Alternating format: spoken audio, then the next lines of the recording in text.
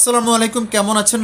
সূরা আবাসার ১ নং আয়াত থেকে ১০ নং আয়াতের অর্থ পড়ব, খুব দ্রুত বলবো যেহেতু সময় কম। আর বিসমিল্লাহির রহমানির রহিম, সে ভ্রু কুঞ্চিত করলো এবং মুখ ফিরিয়ে নিল, কারণ তার কাছে অন্ধ লোকটি আগমন করেছিল। আর কিসে তোমাকে জানাবে যে সে হয়তো পরিশুদ্ধ হতো অথবা উপদেশ গ্রহণ করতো, ফলে সেই উপদেশ তার উপকারে আসতো। আর যে বেপরোয়া হয়েছে, তুমি তার প্রতি মনোযোগ দিচ্ছ, অথচ সে পরিশুদ্ধ না হলে তোমার কোনো দায়িত্ব বর্তাবে না। পক্ষান্তরে যে তোমার কাছে ছুটে আসলো আর সে ভয়ও করে, অথচ তুমি তার প্রতি উদাসীন হলে।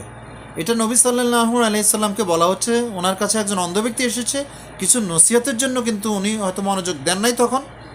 আর এমন লোকদের প্রতি মনোযোগ দিয়েছিলেন যারা মনোযোগহীন ছিল। তো আসলে আমাদের কাছেও এমন লোক আসবে কোরআন জানতে বা বিভিন্ন তথ্য জানতে, যারা দুর্বল। গুরুত্ব দিতে হবে, মনোযোগ দিতে হবে, অবহেলা করা যাবে না। আসলে ওই ঘটনার মাধ্যমে আমাদেরকে শিক্ষা দেওয়া হয়েছে।